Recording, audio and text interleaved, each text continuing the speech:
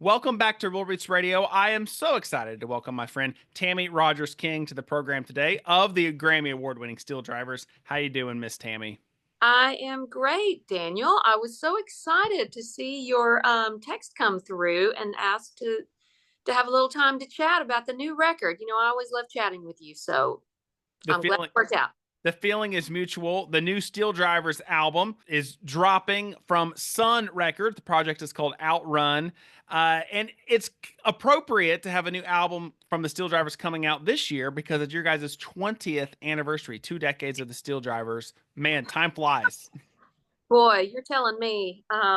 Yeah, I can't believe it. I still cannot believe in my mind that the band we got together in August of 2005, and it just I guess it's true when they say time flies when you're having fun because it has certainly flown by. A lot of history in the band, a lot of ups and downs, highs and lows, as they say. But the sheer fact that we have persevered and continued is just something to celebrate. And that's you're correct in assuming that's exactly why we wanted to have a new record out this year to tie in with that 20-year celebration. A lot of bands, when they hit a landmark anniversary, like a 20th, maybe they spin that as an opportunity to look back on whatever project they're putting out, maybe having special guests do songs that they've already recorded before. Why was it important for the SteelDrivers to look forward at on their 20th anniversary project with an album of brand new songs? To me, I think it just really highlights the fact that we feel as vibrant as ever, and we've never been content to rest on our laurels, if you will. It would have been really easy to just kind of gotten into, okay, we've got this great back catalog, let's just play that off into the sunset. But every time that we experienced a band member change, my whole philosophy was, for this, or for me to even be interested into keeping this going, we've got to keep doing something musically. And we've continued. Granted, we don't put out a record every year like a lot of bluegrass bands, but this will be our seventh record in 20 years, and I feel like that each one has been, pushing that journey and expanding and continuing, to do something creatively, and that's what the band was founded on. And it's very much been in the forefront of my thinking the whole time. It's like we got to keep moving, we got to keep going forward, because otherwise I don't really see the point. And if I'm not musically engaged, then I just soon stay at the house.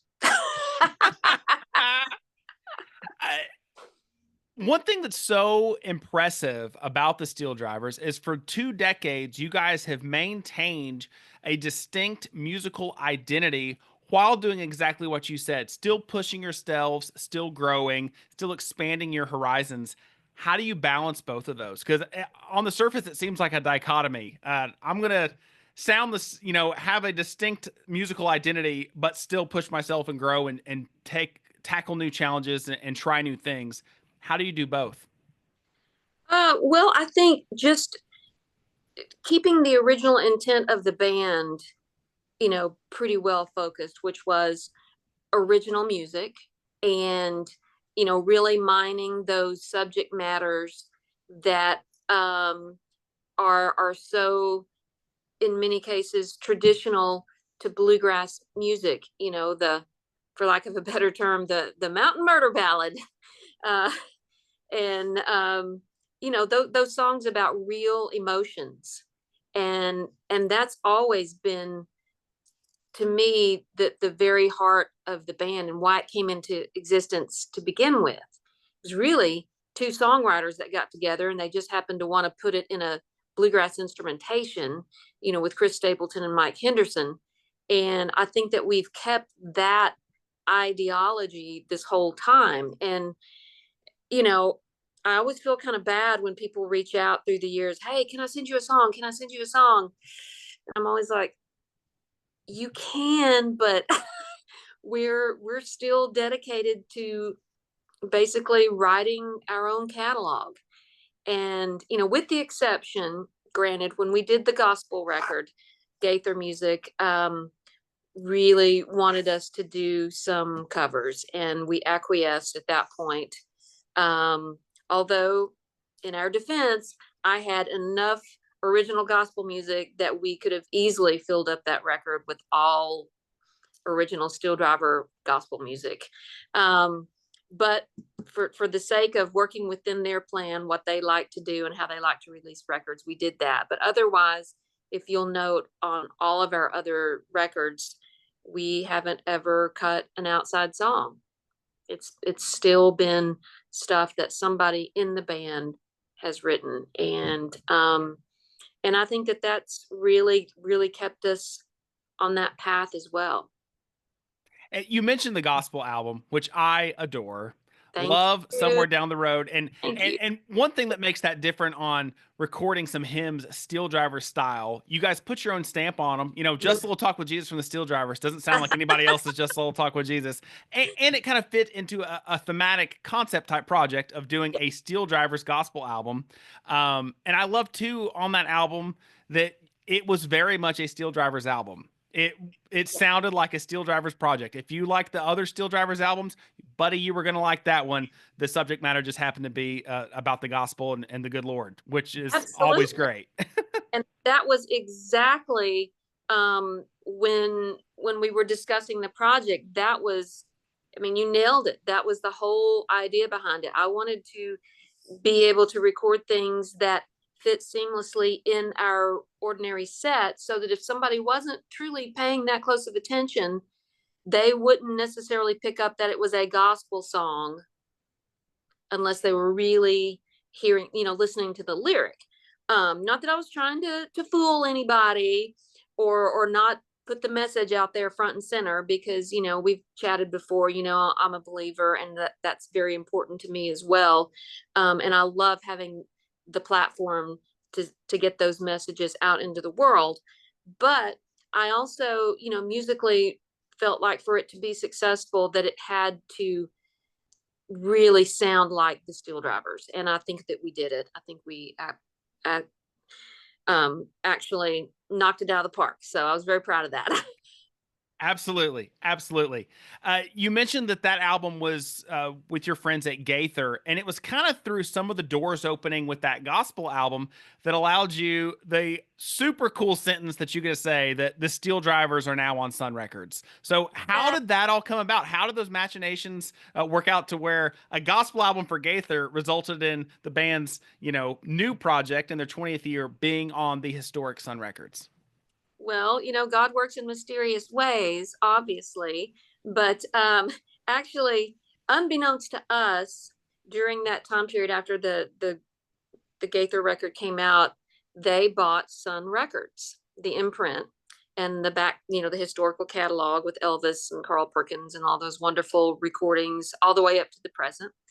And we were kind of thinking maybe we should do something or try to get something out for our 20th anniversary this year. And, we'd always had a great working relationship with Rounder. We had a great relationship with Ken Irwin and Marion and John up there. And then, once those catalogs were sold, also a great working relationship with Concord.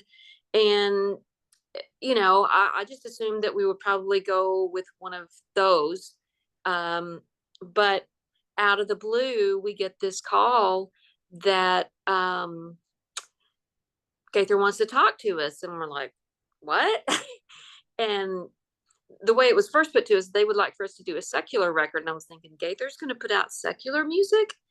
And come to find out, we go to the meeting, and that's when they tell us that they have bought Sun Music or Sun Records, and they've rebranded their whole business now as Sun Entertainment. And Sun is basically a sister label with Gaither Music, and I think maybe Round Hill and maybe one other label. So we were knocked out. We literally, it just was the furthest thing that any of us had ever thought of. But when they presented it, it was the absolute perfect time, perfect opportunity. Everybody got on board. Everybody got excited about it. We went in the studio in October and knocked this record out, and everything has just been like clockwork. Perfectly set up our 20th anniversary tour. The singles started coming out in April, just as we were getting back out on the road. So could not be happier with that working relationship. You're probably like me in the sense that no record label carried with it the mystique or the mythology is that yellow label with that brown rooster. I'm a huge Johnny Cash fan, Jerry Lee Lewis fan. So like, you know, if I was flipping through 45 singles when I was in high school trying to collect Johnny Cash records, if I saw one with that Sun label on it, it didn't matter what it was. I was snagging it because it just, the mythos that goes with that label in American culture just way beyond our scope of things is unreal. So for a label that is not associated with bluegrass to have the SteelDrivers new project on there and you guys kind of carrying the bluegrass banner for Sun Records, what's that like? And why do you think you guys and your sound are such a great fit for the legacy of Sun Records? You know, it feels incredible, and we're just so excited. They totally get us. You know, they get that it's all roots music and that it's all under this great big wonderful American roots music umbrella, and that our music really does, it's not just bluegrass. It's not, you know, there's elements of blues, there's elements of southern rock, there's, Appalachian music, there's old time in there, there's, it's just this great melting pot of southern music styles, and I think that that's been what Sun Records has been about from day one. I mean, Elvis Presley was a young gorgeous man You're that was sounding like my singing. sister now. I know, but he was singing basically, black gospel music set to this, different kind of beat. And if that's not an amalgamation of southern music styles, I don't know what is. And that was what, 70 years ago now. So Yeah. I mean, to me, it's all the same. It's all the same. And we can't forget that the B-side of Elvis's first single was a Bill Monroe song. That's right. So I guess That's it's right. coming full circle, you could say. Yeah. I mean, Bill, people get really hung up on what bluegrass is or isn't, but he did a lot of different things. I mean, he mixed the blues with the Appalachian Scotch Irish fiddle music, but then at one point he had accordion in his band. He had a female playing bass. I mean, he did these very forward thinking things way before anybody else in bluegrass. Well, we all mythologize the 1946 band with Right. Lester and Earl, but even when you fast forward, he's still trying to do different things because kind of the father of melodic style banjo playing, Bill Keith, got his start with Bill Monroe, like in taking stuff in a totally different direction than what Monroe had done in the mid 40s. So yeah, always pushing forward, just like the SteelDrivers. Always. And I always felt like in many ways we were more closely tied to Bill's original vision of blues and Appalachian music than so many of the modern bluegrass bands that really kind of came out of that 60s and 70s mode, style of bluegrass. And I know that skips over a couple generations, but I feel like our roots were very closely related to what he was doing back at the beginning. The SteelDrivers in their 20th year, fitting that you guys are returning to some familiar venues and some new ones. You guys are appearing at Spirit in the Bluegrass in the Lexington area in June, and you guys will be a part of the 10th anniversary of the SamJam Bluegrass Festival, Labor Day weekend in Piketon, Ohio. What about the, raghead nation that turns out at festivals like SamJam and Spirit in the Bluegrass? I think raghead nation and the steelhead nation have a lot of overlap, don't you think? Oh yeah, without a doubt. I think I think all those folks, they love a good time and they love great music. And I think the first time I was aware of the Ragheads was at Rudy Fest, and they came up and very quickly initiated us, with the rags around the head and in the middle of our set. So we've been fun to have them around and see them upon occasion. So it's always a good time. You guys will be at Spirit in the Bluegrass for the first time Saturday, June the 14th, part of your 20th anniversary tour. And of course, in Pike County, Ohio, at SamJam 10. And you guys have probably performed at more Sam Jams than not over the last 10 years, I would say, right? You know, I have we missed one? I mean, it I just don't know. I can't think of feels. one. I mean, I honestly, I can't remember because I'm pretty sure we're at the very first one. Um, so if we've missed any, it's only been one or two because it seems like that's just been a big um uh, a big spot for us, every year that Sam always wants us back. So we try to make it happen. But we appreciate that support for sure all through all those years. And I know at Sam Jam in particular, seeing the fans sing and know every word of your guys' songs has just got to be so fulfilling. And I know that happens at concert dates all across the country. So to see the love that your loyal fans have for your music, your lyrics, your sound, that just has to be so rewarding. Daniel, I have to say, we have been doing this a long time. And before that, I joke on stage that I was 14 when the band started. I was not 14 when the band started. So I have been doing this prior to the SteelDrivers a really long time. And I can honestly say there's nothing like it. And I would not still be out there doing it if it weren't for the fans and the fans that show up and start singing, like you say, from the first note of the set all the way through. um because for them to know that many songs, that they've listened to your music not once, not twice, but many, many times, to know those words. And there's just nothing like it. And I can honestly say that has made all the difference to me. Well, with the Outrun, there should be some new songs for longtime Steel Drivers fans to learn. Of course, Yeah. singles like Outrun and Booze and Cigarettes have already been endearing themselves to longtime Steel Drivers fans. But what are some other songs on this new project that you think folks definitely need to circle as soon as the album hits their streaming services? Well, the second single, "The River Knows," that's kind of a classic murder ballad for the SteelDrivers. But It we has a also. little bit of a different angle, though, doesn't it? Yes, yes, it does, and I'm very, very proud of that storyline. An abused woman winds up getting some revenge.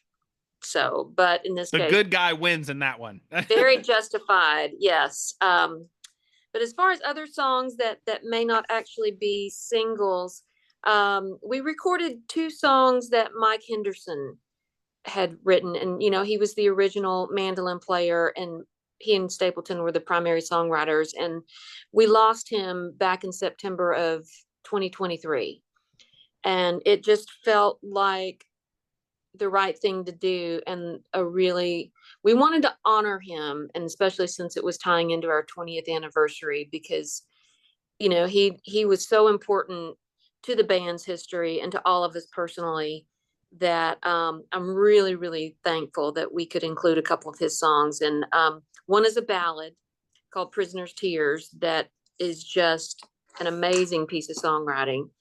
And then the other one is an old song that we used to do back in the early, early days of the band. Some people may remember hearing us sing it, called "Painted in Poison."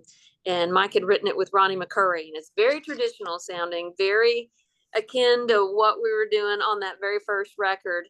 And we just never got around to recording it. So it was fun to kind of dig that up after all these years and go, hey, how about this one? So I'm excited to have those out on record, both as, a way to honor Mike Henderson and just to have those great songs out in the world. how poignant and appropriate with 20th anniversary celebrating Mike Henderson's legacy, and then to kind of Yes. include like a new throwback song. Yeah. That's really fun. Yeah.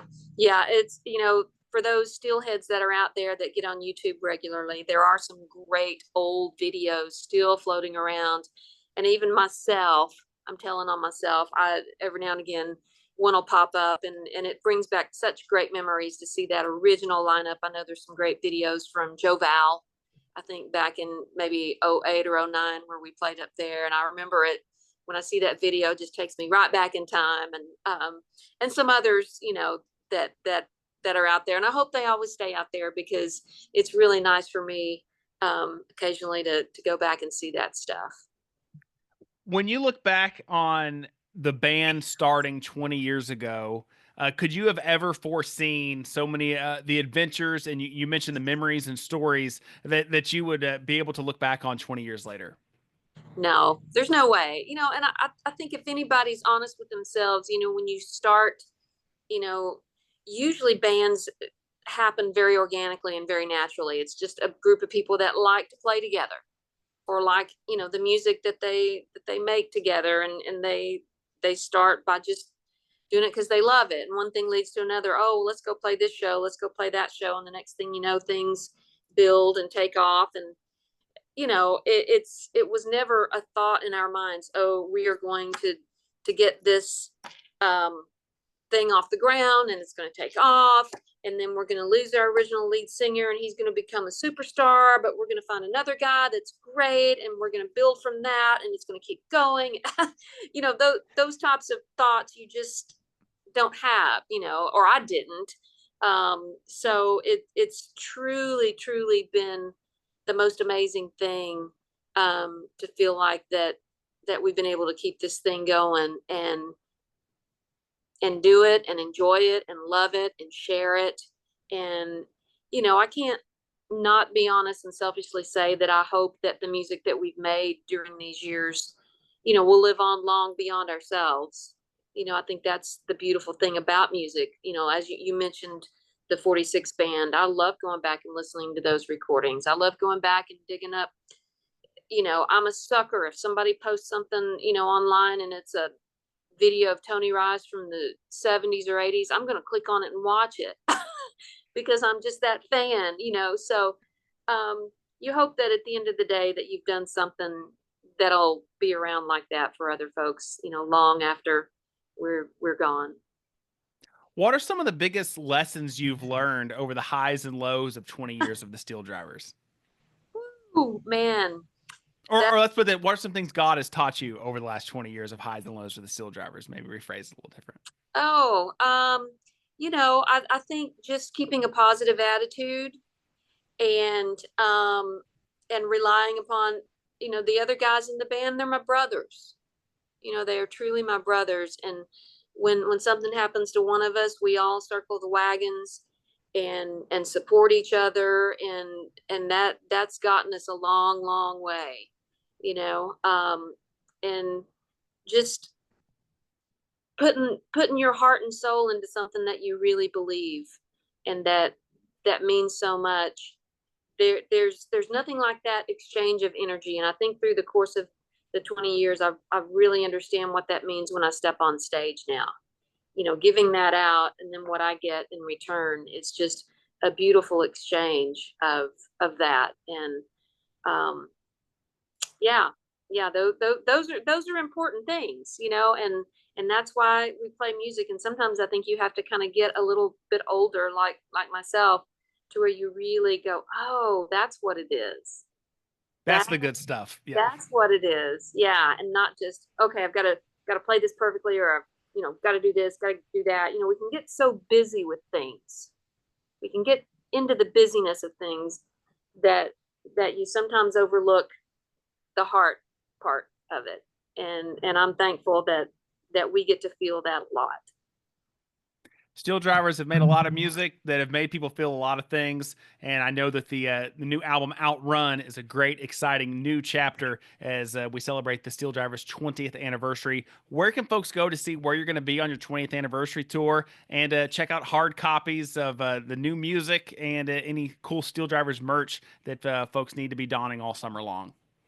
Oh, well, we've got our website, steeldrivers.com, and got a lot of great website information on there. I mean, information on the website. We've got a great store there. We sell some things online that we don't carry with us, to live shows.